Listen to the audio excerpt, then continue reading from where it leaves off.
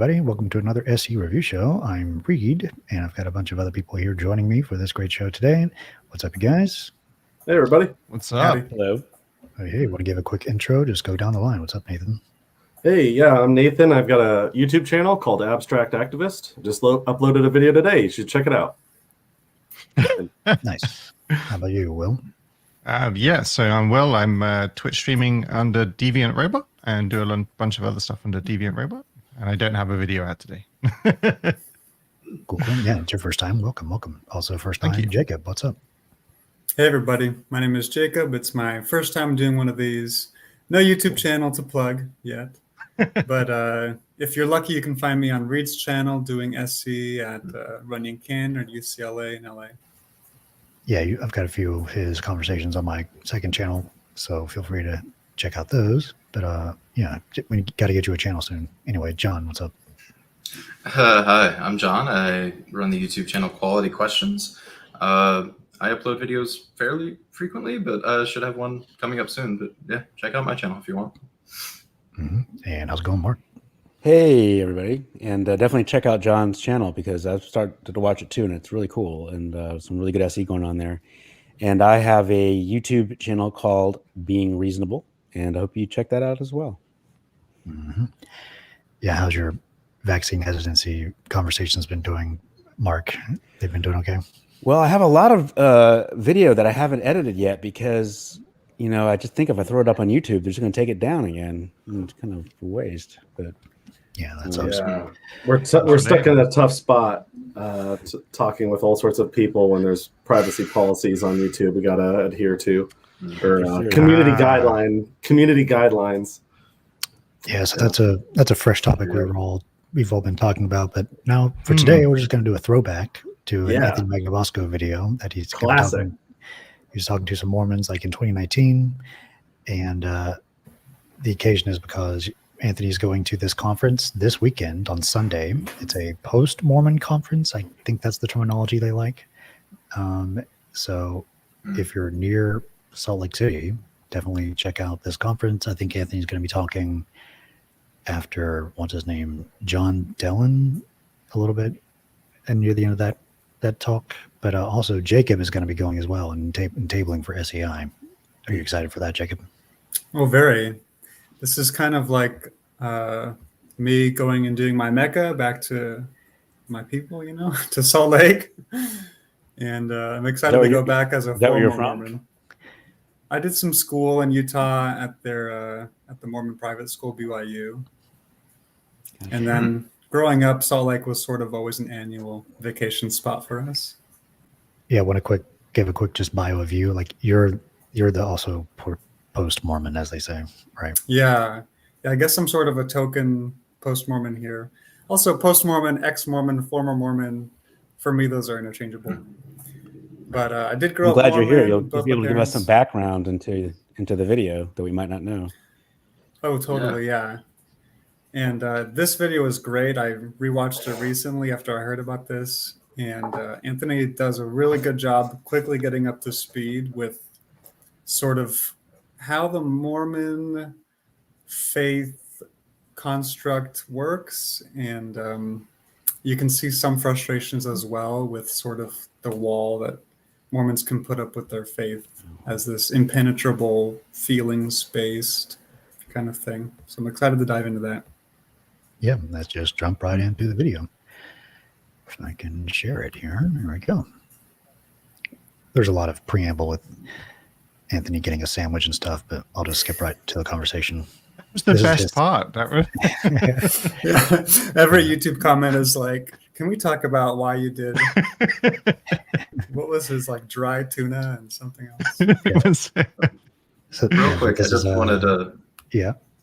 Oh, sorry. I wanted to touch on... So I don't know too much about it, but I think missionaries, like their day is very strictly scheduled. So when they talking about they're about to get lunch, do they have like a block of time where they are allowed to get lunch, or is that, I don't know. Yeah, that is going to be pretty strictly, I mean, it's kind of self-policed. You're not telling somebody what time you got off or clocking back in. But being with a companion, it's kind of like a social enforcement of that law.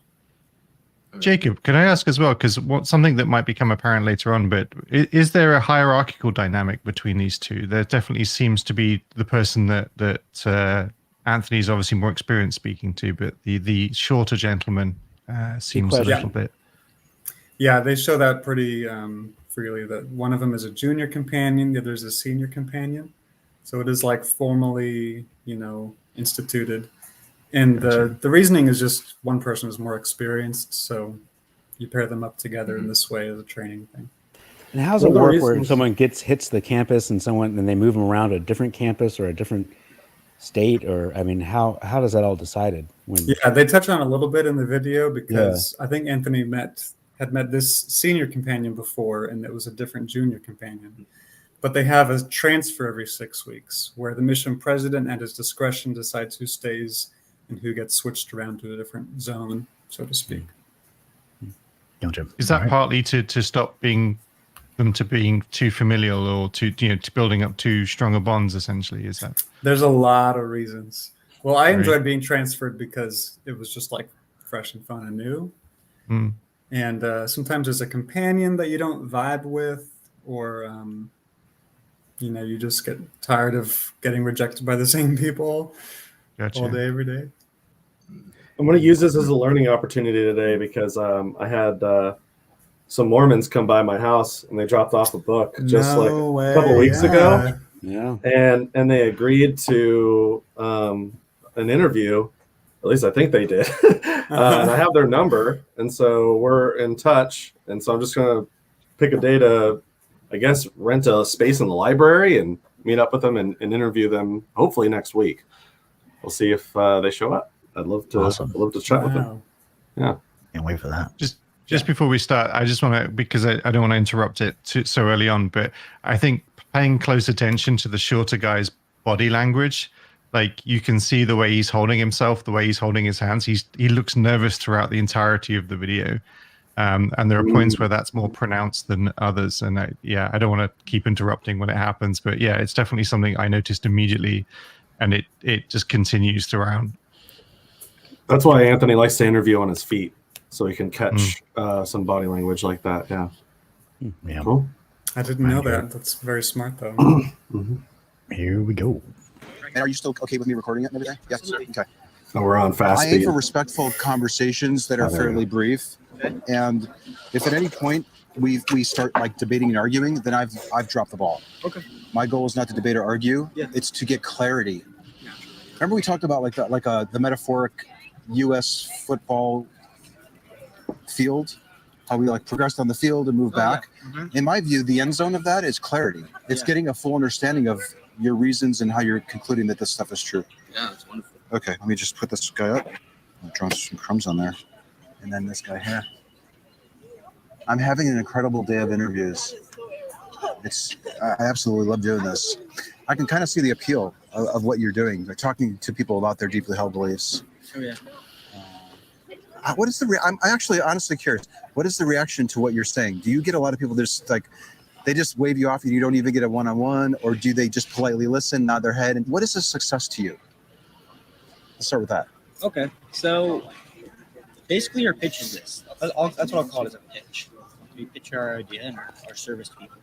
We give people a picture of Jesus Christ typically, or a pamphlet, or just something that has information about our church on it. Yeah. And then we explain who we are as missionaries. We say we teach lessons about Jesus Christ.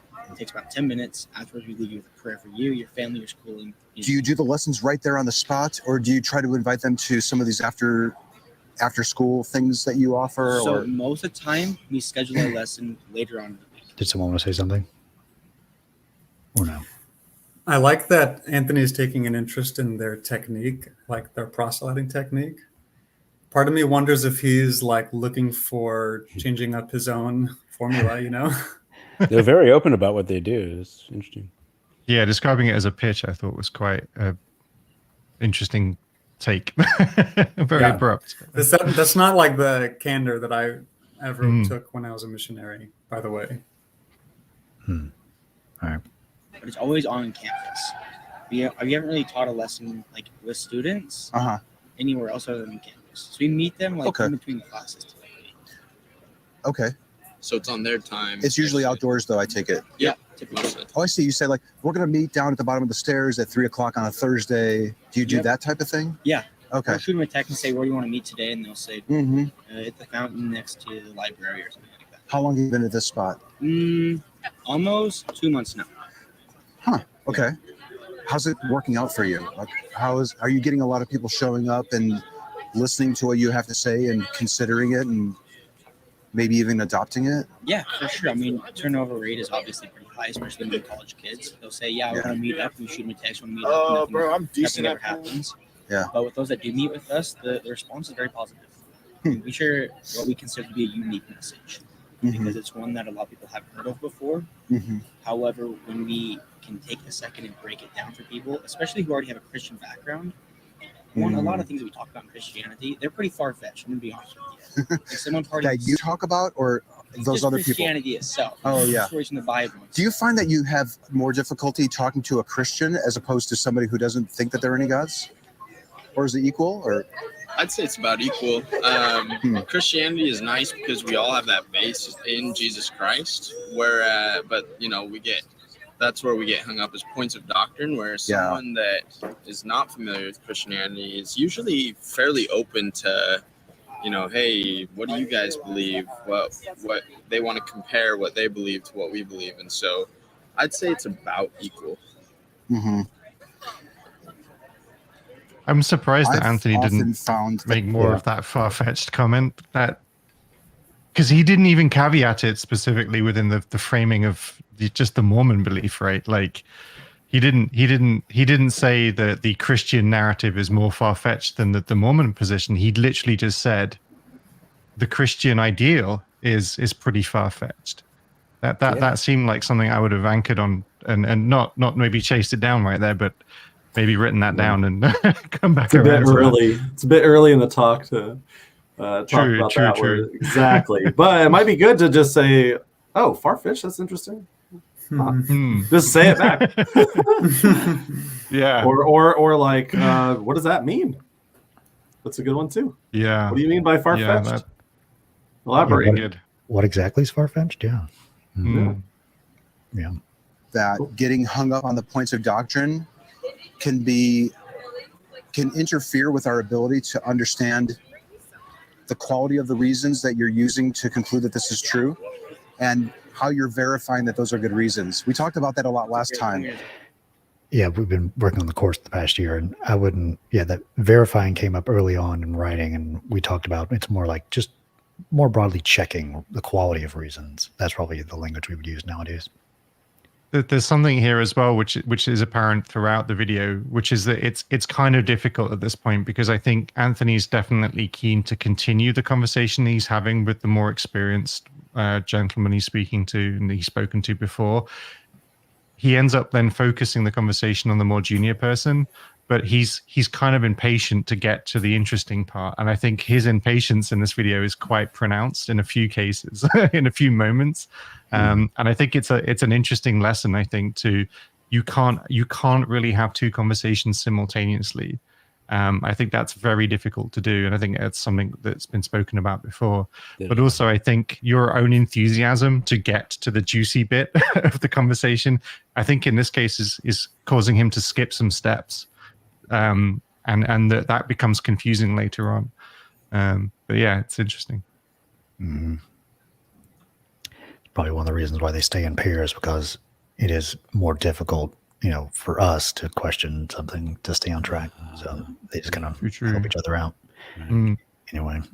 Yeah. Do you remember much about what we talked about the first time around? Or? Yes and no. I know that there's a lot about, who we are as missionaries and what our purpose is. Why we think what we think is true. Yeah. I think we spent some time talking about how you verify your reasons for your concluding that the stories in the book and even the instructions that I think you said the book gives you for verifying what the book says. Yeah. We talked a little bit about that there's some passage. I don't remember the verse. No, that's perfect. But there's some verse Moroni in there that 10, says 3-5 if you want the verses. Nice. Listen, you can actually go out and test this to see that this really is the word of God. And then I think we talked about some of the things that you and your friend both did to test it, right? Absolutely. where do you want to go with this conversation? Wherever you want to take it. I want to challenge your methodology for verifying your reasons, which is really what we try to do in this approach. Yeah. Is that cool? Yeah, of course. Okay. Like you, I mean, we're not here to argue with anybody. We love trading ideas and things like that. But yeah, we would be totally open to a little questioning or things like that. And then we can make this. So these missionaries, if you want to ask me similar, they've got to be thinking this is either going to be the best investigator we've ever had or the worst. In their language, investigator is a person who's just learning about the church, because he has all of the markers of a truth seeker, of a sincere person who wants to understand more about their perspective.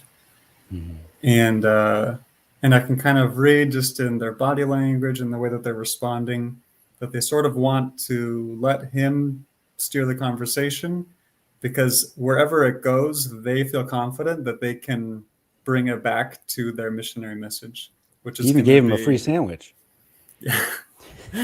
Yeah, right. Yeah, we're about to see that. Yeah, here we go.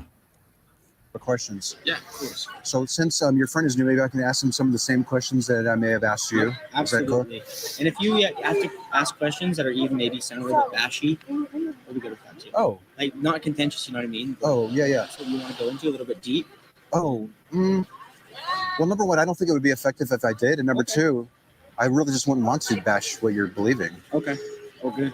Well, so what I read bash from that comment is that this missionary on the right maybe has a little bit of motivation to like have an argument about his beliefs, and he might feel prepared to like show some verses that will discredit something that Anthony might say, which is not advisable as a missionary, you know, from what we learn about how to speak to people about our beliefs.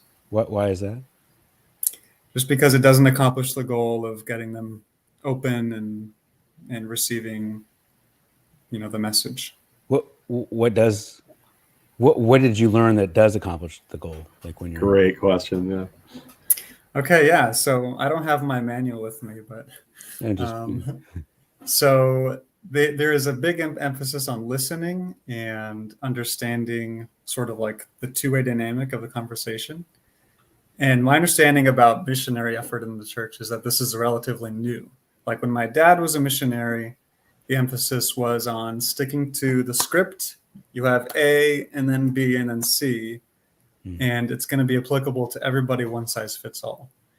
Whereas the advice that I often got and was just, you know, in writing in our manuals was people will not listen to you until they know that you are listening to them.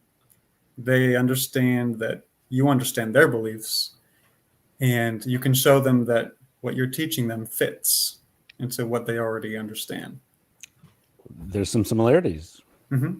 We try to let our IL feel heard and understood, and yeah. So it went from like a script thing to like an active listening sort of approach, or yeah, it was even like on flashcards, wrote, dictation, memorization, and movement away from Wow, that. this is so trippy. So like when the Mormons that I know came to visit me, our opening discussion was like what it's like to be a missionary, and then I also just was fully transparent about my hobby of investigating beliefs of all sorts, and I was completely transparent about everything. I even told them like how they could find my channel if they wanted to, as I'm not hiding anything, and I just am legitimately interested in hearing out how they came to their conclusions, and they were fascinated by it, though they were also telling me that they couldn't look up my channel. Yeah. They told me that they can't, they couldn't, they weren't allowed, I guess was maybe the word they used, or permitted. I think it was permitted. They weren't permitted to look at YouTube videos. And that's when I was like, oh, well, maybe that's for the best anyway, because then it won't bias you when you answer my questions. It was kind of perfect. That's funny. how are you they're getting not permitted. Yeah. I did wonder whether the chap on the right, because he and Anthony have spoken before, I did wonder whether he wanted to draw Anthony out. And in fact, he get quite direct about asking him later in the video. He asks him more directly, what do you believe?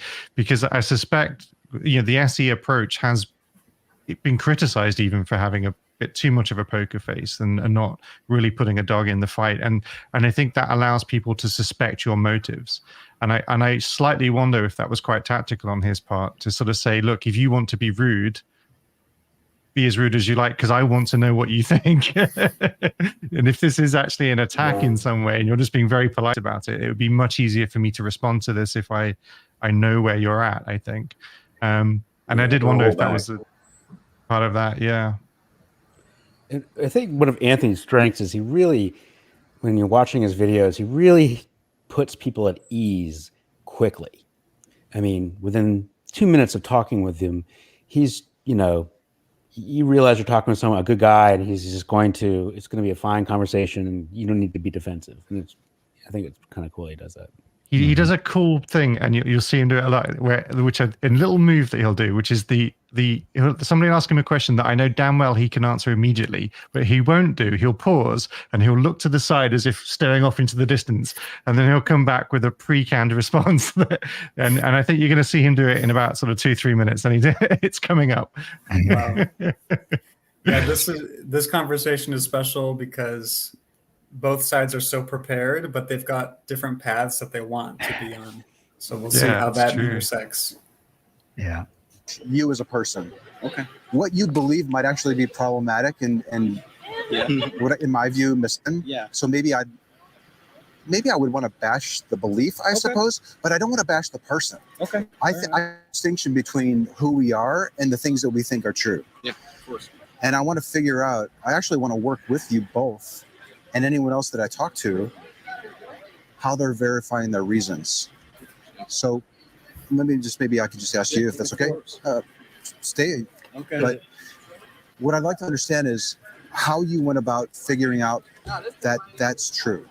Yeah, of course. What are your reasons for being? This is one mistake that I think that happened, where he didn't actually get them to make a clear claim. And this becomes a problem later, because there is a shifting between trying to talk about the truth and the helpfulness of the religion.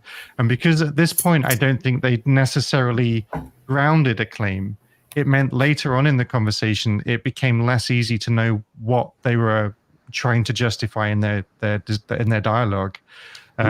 He didn't even do it at this point. It was just sort of, what are your reasons? But there's no specified reasons for what. Although this may be their second talk, right? Not with the gentleman on the left. This is the first time he's speaking to this gentleman on the left. So, and so that I think maybe good to revisit the claim.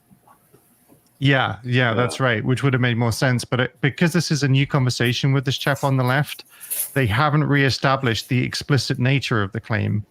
And you'll notice later on it will keep shifting back and forth between Anthony chasing down the etymological truth of the claim versus them talking very explicitly about the helpfulness of the claim.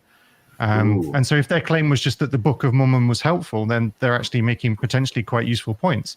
But if it's about the verisimilitude, the truthfulness of the actual claim, then actually, or the Book of Mormon, then it becomes a less good point. And they talk past each other a little bit later as a result.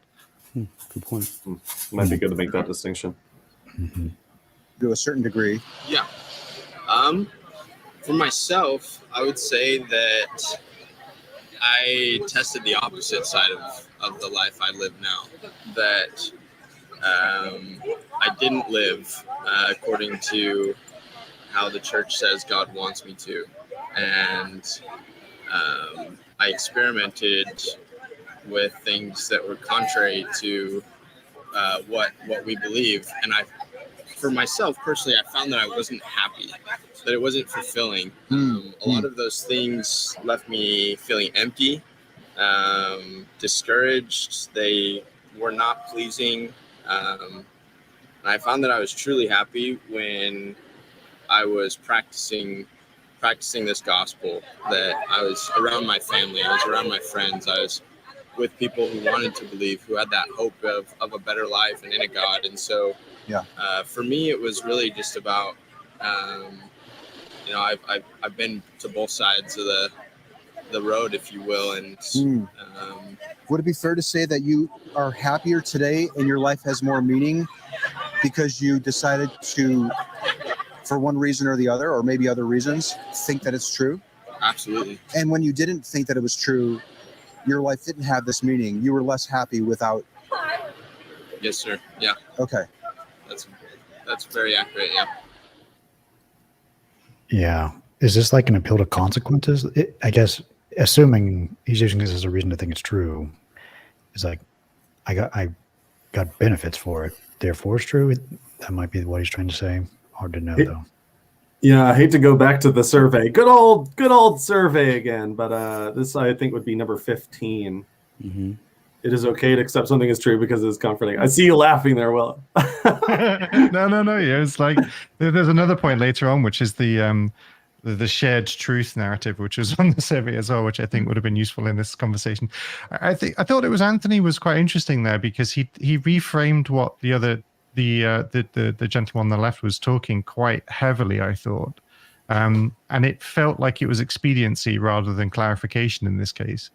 It might have been better to let the person speak a little bit more and sort of commit to the sentiment rather than just sort of, okay, I've got this, I can clarify it and let's move on from it, which it just felt like it was a little bit rushed. Yeah, and feel free to criticize Anthony as much as we can. You can take it. Yeah, he told us to tear it up. Yeah. So, real quick, I think this sort of speaks to Will, what you were saying earlier about they're talking about it being helpful. But I'm not trying to put words in their mouth. But what I think they might be getting at is I've lived a life before I had this belief and it wasn't good. And now that I do at least follow the method or the way this book prescribes to live life, now that I live this way, my life is better. This may not be speaking to the truth of it, but we can see its effects. And because we can see its positive effects, it's more likely to be true, something like that.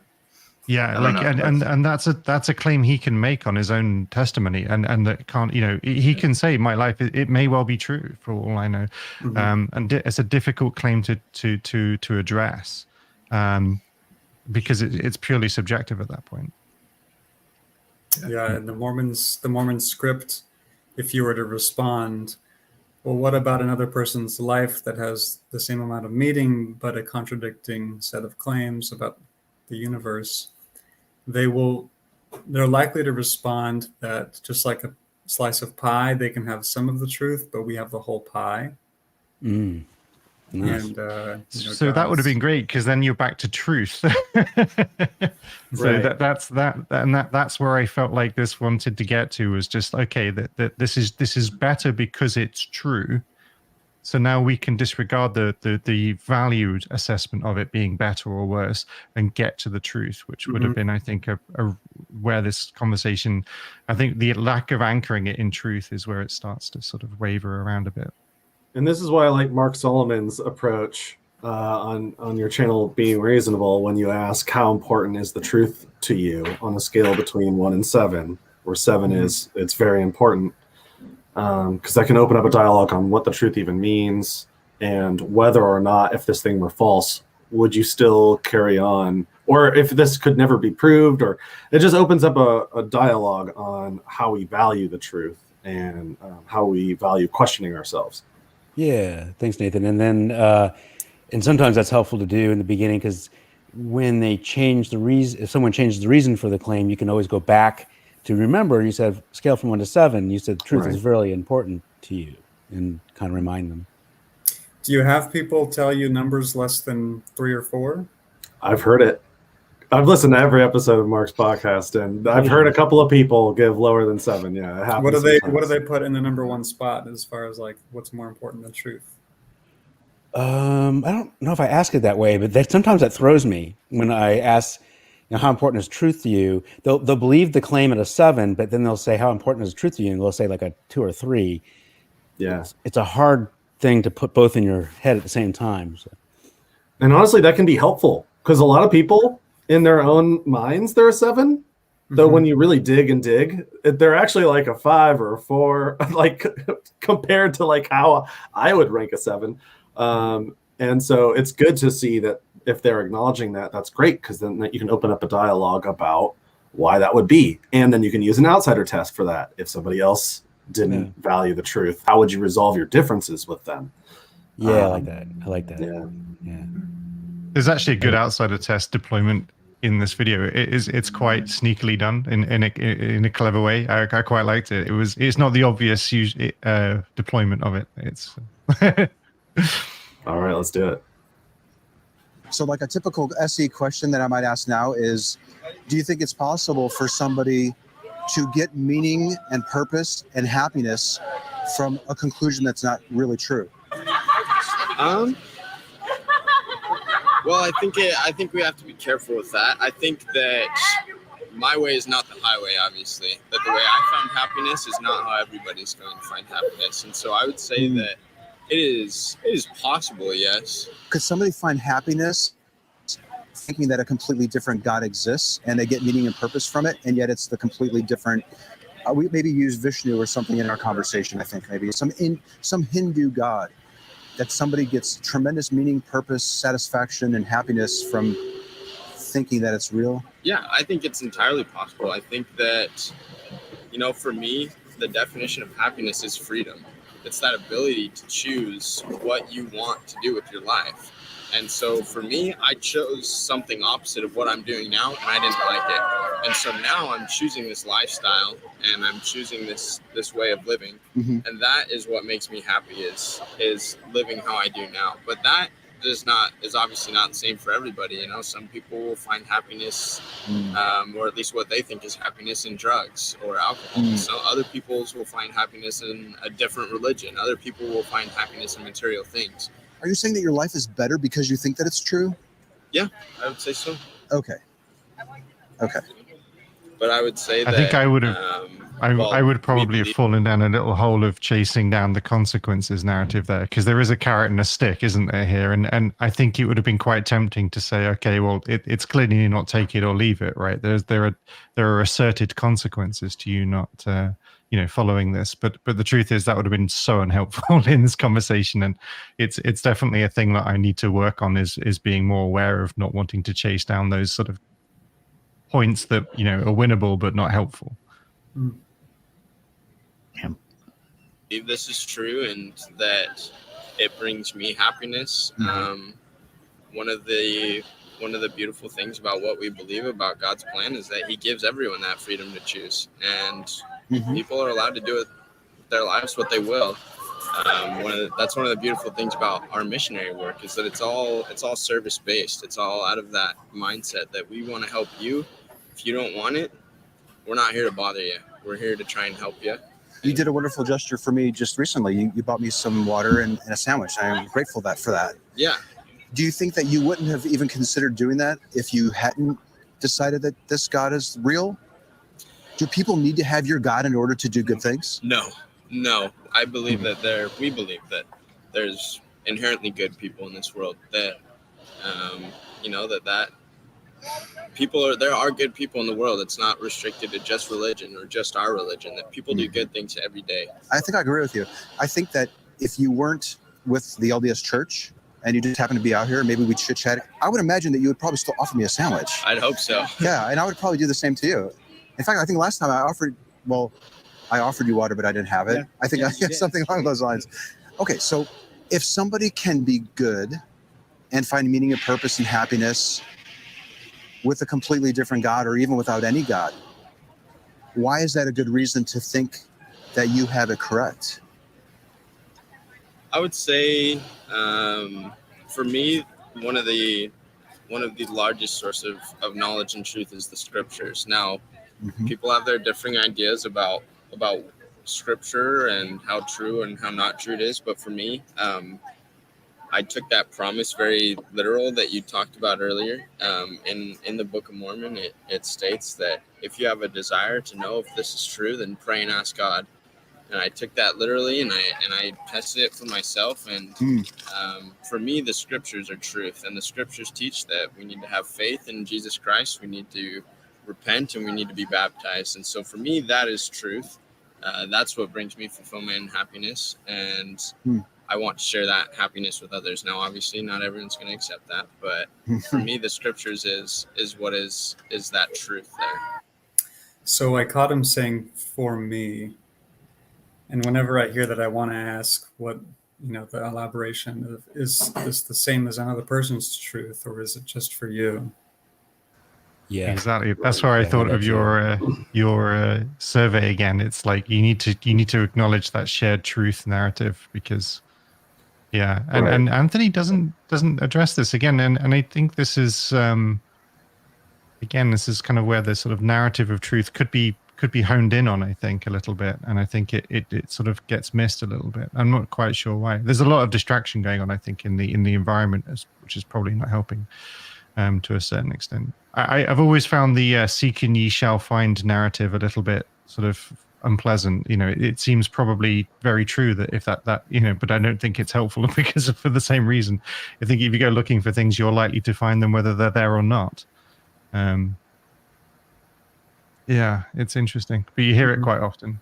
Yeah, true for me is definitely something you'll see over and over again if you start doing SE interviews with people. It's my truth. You can ask, like, what if something's true for you, is it also true for me, or is it not necessarily true for me?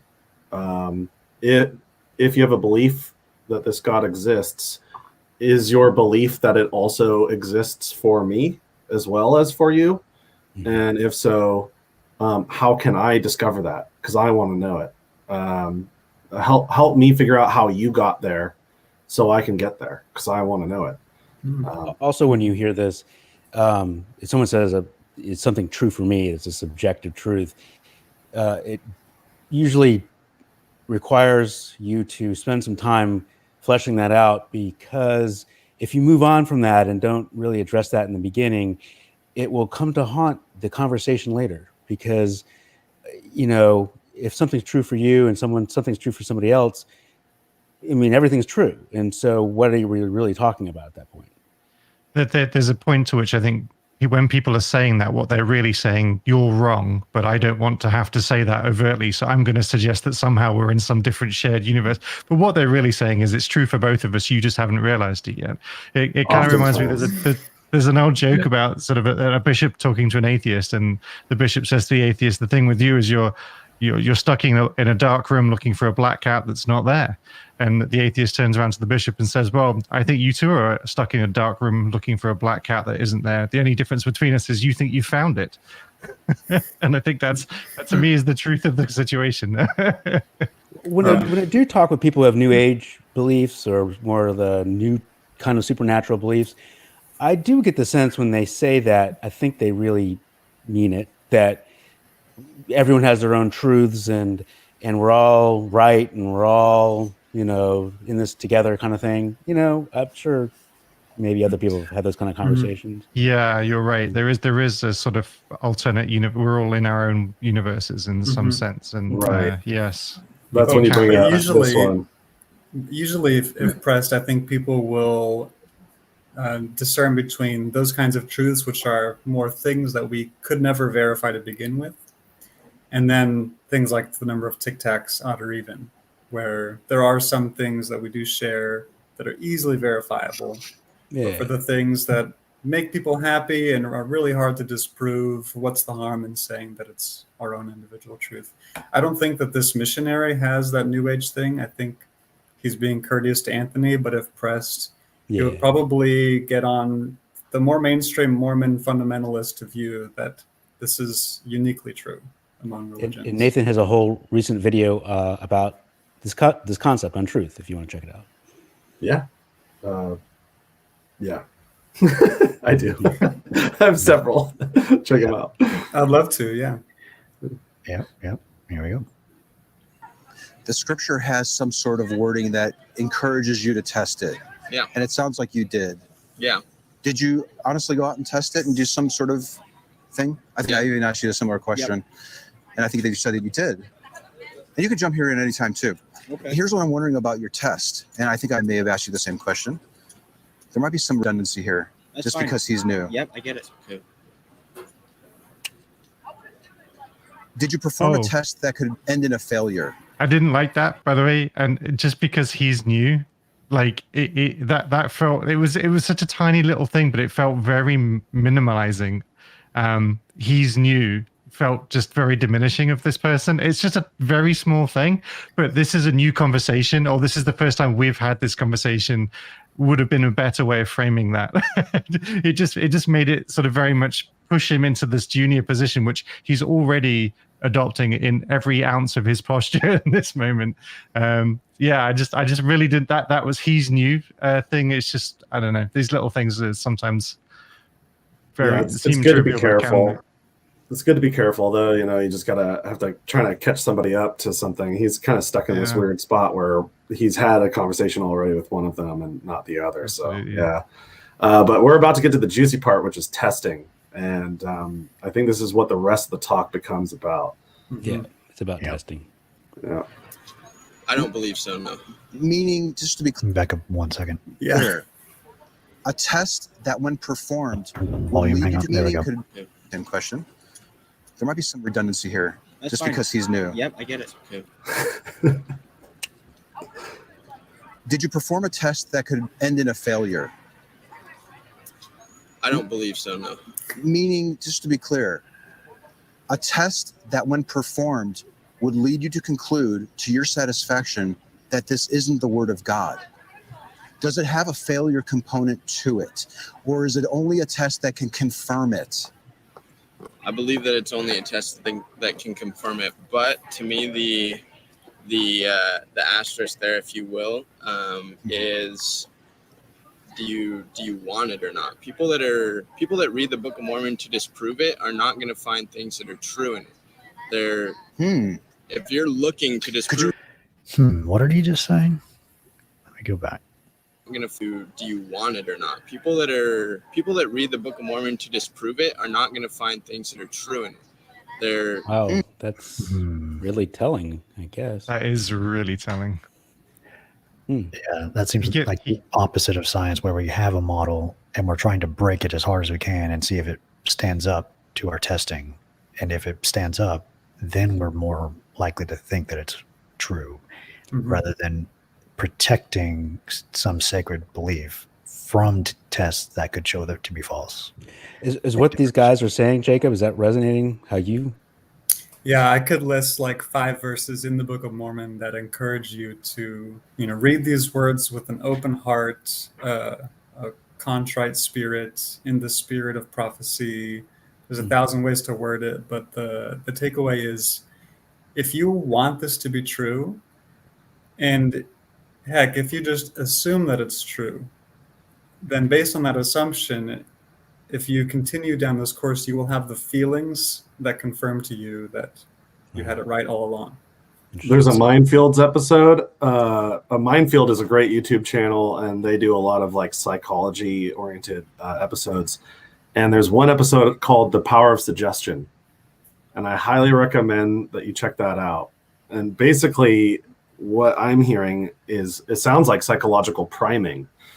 Like you're given an expectation for what you're about to experience before your test happens. I see. Right? And there's also simultaneously no way to know it didn't work. So the only option is that it could work or can work. And now you're psychologically primed to assume that it will, primed to if you're open enough. And I want to be open, right? So if I'm open enough, well, then I'm primed. So check that out, that video out. It's certainly confirmation bias, right? Because if you're going in there expecting for there to be truth, and you discover the truth and you've confirmed it, if you haven't discovered the truth when you're just not looking good enough. And that's the trick that I think quite a lot of these things will play, which is that if you don't find the truth, the problem is not in the content of the book. The problem's with you. You weren't looking for it correctly. Right. So this can falsify your earnesty to find the truth or affirm the truth of the book. You can never falsify the truth of the book. And so this is not, so that the test, that the onus of the test is actually the book is testing you, not you're testing the truth of the book. That's which is a nice trick if you can pull it. So back to, go ahead. Oh, that's just is to Jacob, I think what make this is so wild is that with this kind of way to approach the belief, the religion, that it's amazing that people get out at all because there's no way to. Yeah, we're really hitting on what makes the hook so sharp and what makes it stay in the fish's cheek. When you mix in these beliefs like, God speaks to us through our feelings. So when you go in with that psychological priming effect that he mentioned, and then you read this and you think, I think I am feeling that thing that I wanted to be feeling. And with the knowledge too, that if you can manage to believe this, you'll become part of a group that you really already belong to and that you want to belong to. All of those things really sharpen it. So then getting back to Anthony's question, did you ask a question that could falsify this belief? Did you ask a question where the answer could be no? What the missionaries didn't understand is that Anthony was referring to a hypothetical world where Mormonism wasn't true. Right. And that hasn't even been wondered about yet. No, it's not even, they haven't had a glimmer of this hypothetical. Yeah, a wonder-like situation would be good to set up the testability question or the disconfirmation question, because it's hard to get to the disconfirmation question if this principle of number 9 on the survey here hasn't been talked about yet. Should we be satisfied with a test that can only confirm our claims? And if so, and I take the opposite position of you, and I'm hard on that position, and I have no way to test my claim, what would you think about that? Or if my test only confirms what I'm saying? Yeah. One way that I've phrased it, just because it's so foreign to really to anybody, I guess, who's in these, sunken into these beliefs, but for Mormons especially, one way to phrase it is, imagine 2 worlds with every plant and animal and atom identically arranged in both of them. One of them is the one that we live in, and then there's another one that's a copy. In one of these, there's a real God and a real Joseph Smith, a real prophet with real visions and a real Book of Mormon. The other one has all of those things physically. It has the Book of Mormon, it has the church, but none of it was ever true. There was no vision, there was no God. So how can you tell which of those worlds you're living in? And so That's now really you've good. planted the hypothetical. Yeah. That's really nice. I've never heard that, but that's really good. Yeah, because now they have to contemplate that they can't falsify the belief as well. Right. And That's you can call one of them Earth and the other Schmirth. You can have one of them Joseph Smith and one of them Schmoseph Smith. That's really good. Interesting. And that outsider test can apply to just about anything, from voter fraud to, literally anything. And that's why that's a good thought experiment. If your thought experiment can apply to any and all belief claims, then that's helpful. Works. Absolutely. How prepared are they likely to be for these conversations? Incidentally, how much, for want of a better word, training do they go through before they're allowed out into the world in this way? That sounds terribly diminishing. Just take that sentence, give it a good humble drying, and have another go at it. I was in the MTC. I was in the Missionary Training Center for 2 months before I got to talk to a real person. Right. So you're 2 months. Yeah. Proper training. Right. Yeah, you're getting the theoretical framework of the gospel. You're getting techniques for communication. You do role plays every day, and but it's all about staying on this path. And before that, how long would you have? Sorry. How long would you have been in the church before that? Before you'd even so how likely how much distance is there going to be from you not having been a believer to entering the church to now going out? So what distance is there between your sort of discovery of the Book of Mormon to you now being on the street?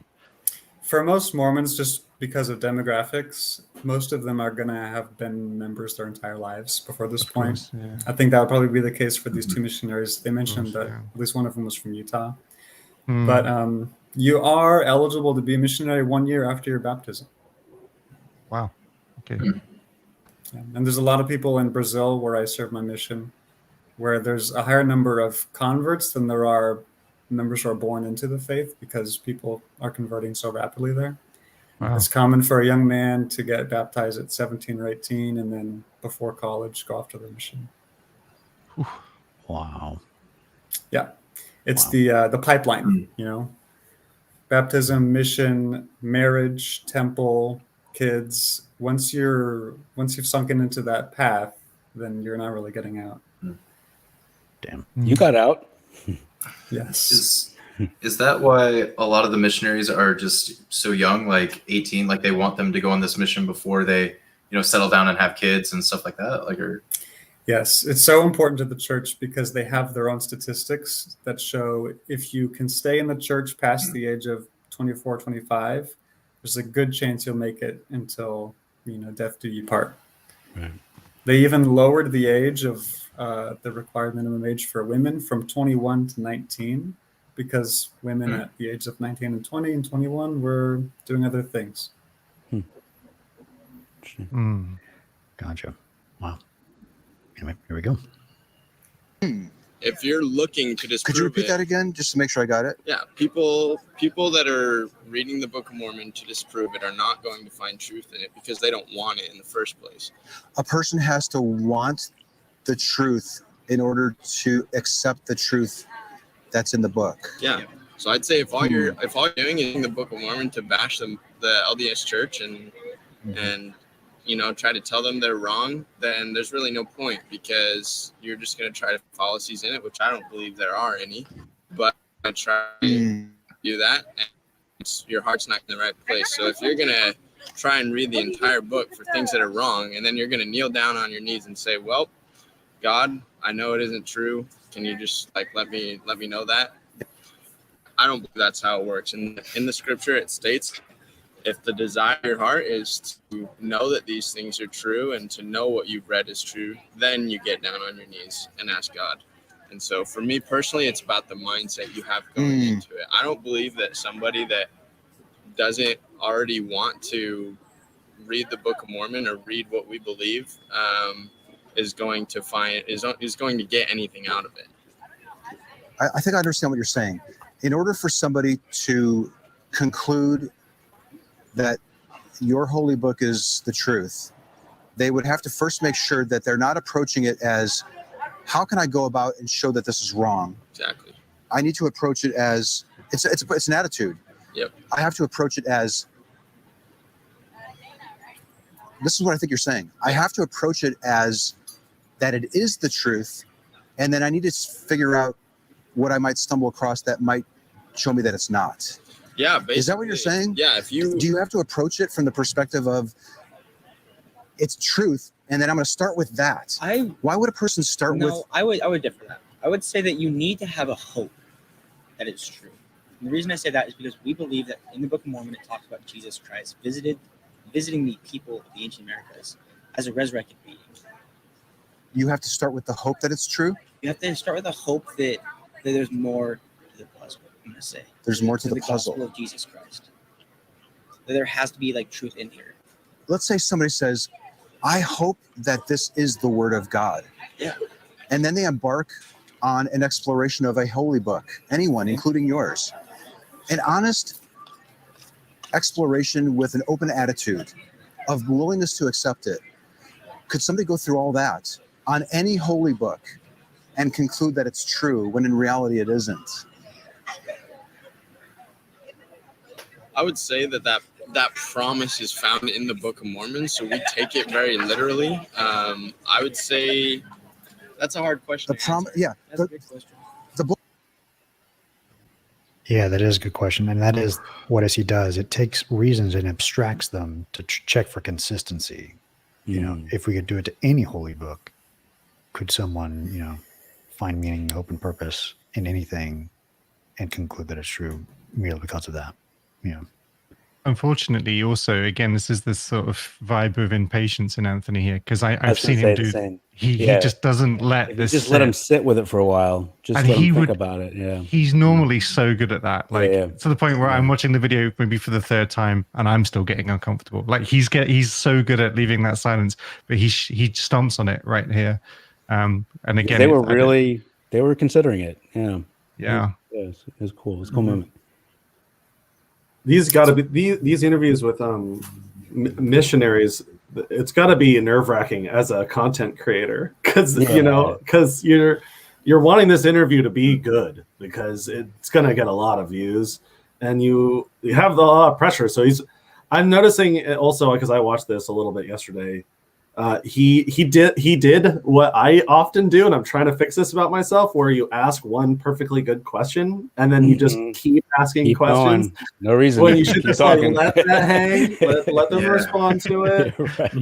I have that same problem too, where I get a little excited, I get ahead of myself. A compound question, I do that all the time. That's probably the thing I need to work on the most, is preventing compound questions. The one thing I wanted to mention before we move on, we can play it again. Desirability bias.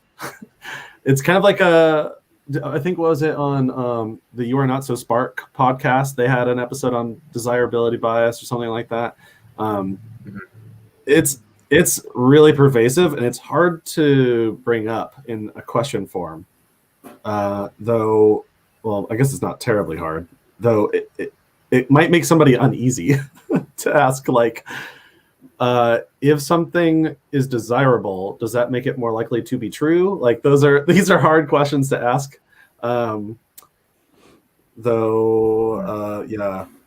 Just keep that in mind. Desirability bias is tough to talk about.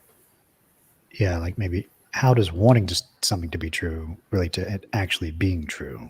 Does the more we want something to be true make it more likely to be true? Maybe. Yeah. That's a great way to ask it. Good. All right, here we go.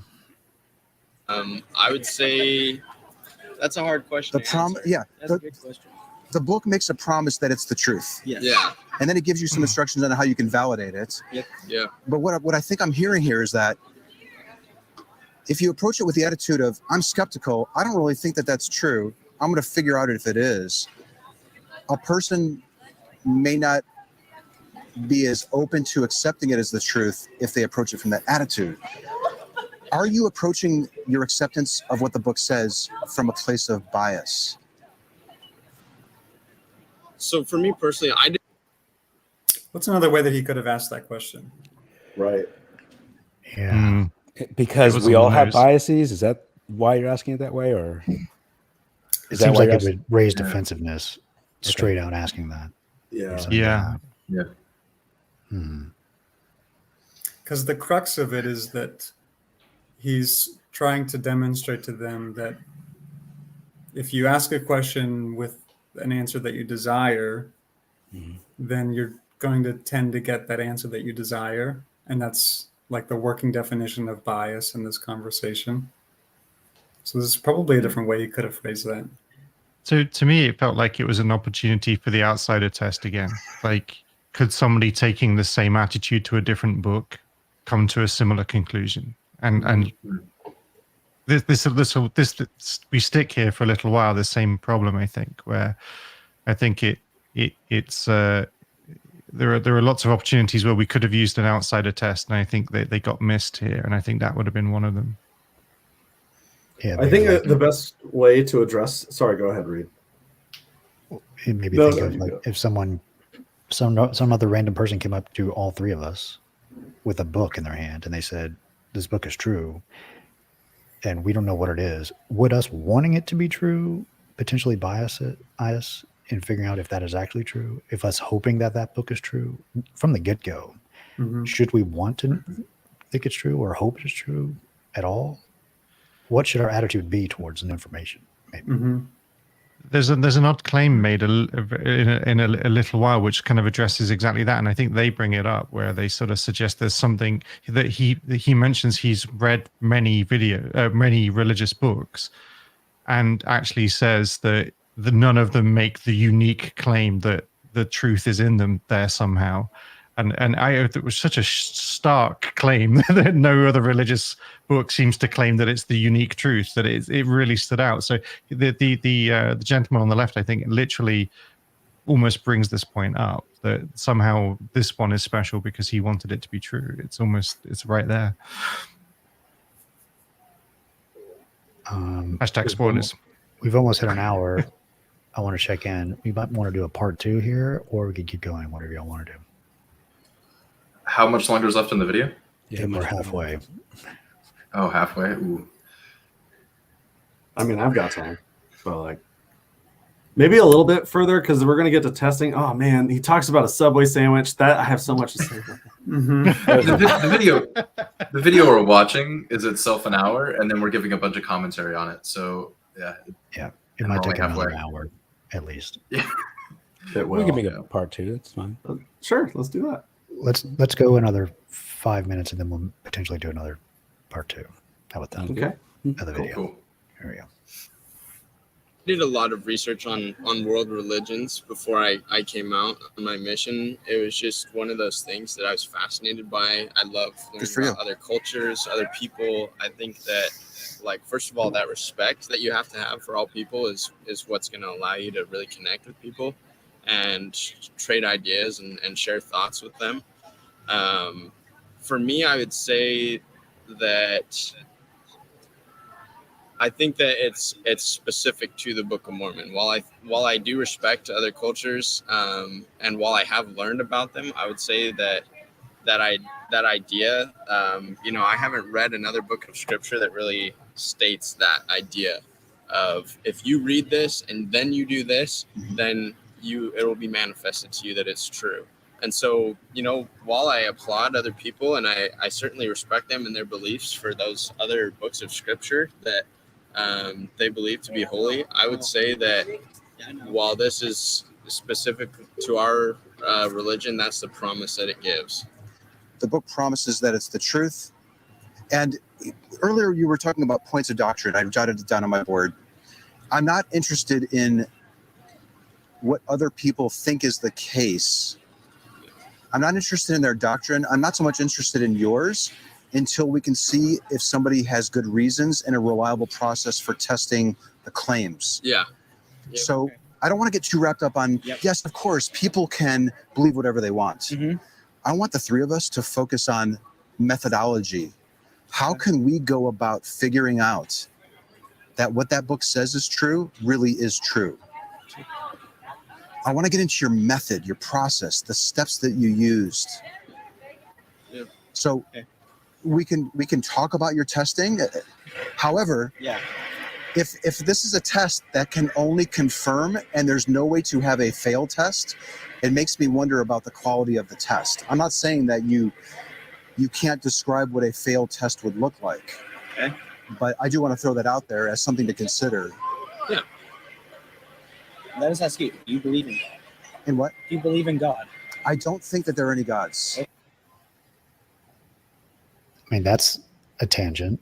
I wonder why they asked that. Because now that were they thinking that, or maybe we don't have good ways to test it. So what is this guy really about? Maybe. Yeah, I think they're figuring out what he's.